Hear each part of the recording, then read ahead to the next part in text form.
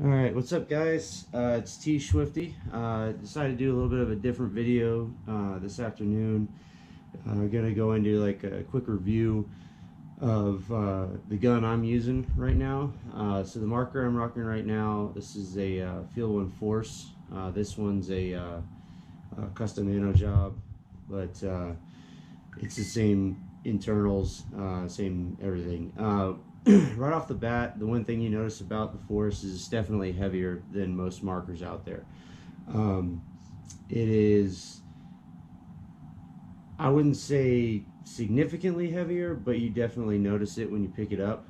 But as well as it feeling heavier, it also feels more sturdy. This is definitely a marker you don't mind uh, playing in the rain with, diving through the mud, you know, being a little bit rough with it. It's definitely going to hold up. Um, they did a lot of things really well in making this marker.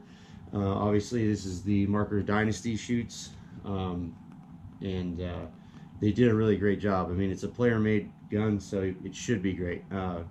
So right off the bat, the things that I noticed were the trigger, and if you look at the bolt there, you got a pillow tip bolt. So one of the most common things that, I'll leave it out for right now, one of the most common things that I see people upgrading on their markers is the trigger, the bolt tip, and the barrel.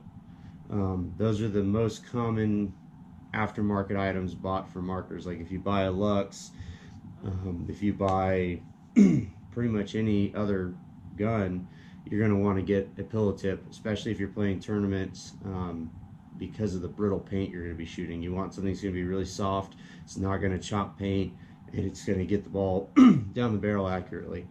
And then as far as the trigger, it's got a deuce style trigger, that double finger trigger. It's really smooth, it's adjustable, like all high-end markers now, and it's really comfortable. It's easy to get it to ramping, and it's easy to get it going once you started.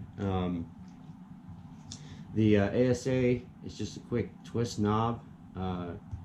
Well done, really simple. Another thing that you can like about this gun is the regulator is down here as well. So when you're doing maintenance on your gun, you're cleaning it. Usually every time I play with it, I'll give it a good wipe down, clean the bolt, re-grease it. Every 2 or 3 times I'll take the regulator off, and give it a good clean, give it a good wipe down, just to make sure I don't have any chewed up O-rings or gunked up parts in my gun. Runs off of AA's. You can also get the LiPo battery that goes in the handle, and you can run it off that as well, which is super cool. I'm running it off AA's right now. Another cool thing is that's your velocity adjustment right there in the bottom of your ASA. So everything's kind of nice and compact. Then let's get into the that's pretty much it as far as the gun. Let's get into the bolt. So they're using the nucleus engine. It's kind of a hybrid system of some of the old Bob Long guns, but like I said, it comes with a pillow tip bolt. Really smooth operation. I've never chopped a ball in my Force. I've never had paint break, even when it's cold outside, even when I'm shooting pretty brittle paint. And it's really easy on the maintenance. The grease that comes with the Force is really thin, and applying it is super easy. It comes with this little tin of grease. Sorry, I'm bumping the table, but it's really thin when it goes on. Goes on really evenly. You don't need a lot of it, like other grease you use for other guns. Pretty straightforward. So the maintenance on this thing is super easy. Like I said, aside from the feel of it, that it is durable, it is actually super durable. I've put this is a Force I just picked up the other day, that I'm going to start shooting this weekend. My other Force, I've shot around 13,000 balls through it and haven't had to change an O-ring yet. It is super sturdy. That gun holds up and it shoots like a dream. Another thing that Dynasty and the guys at Field 1 did well was the AccuLock barrel system. It's a two-piece barrel system, just like most guns these days. Comes with a control bore. The one thing that I didn't like was they went a little bit weird with their sizes. It comes with a 6.83 and a 6.91. So in order to play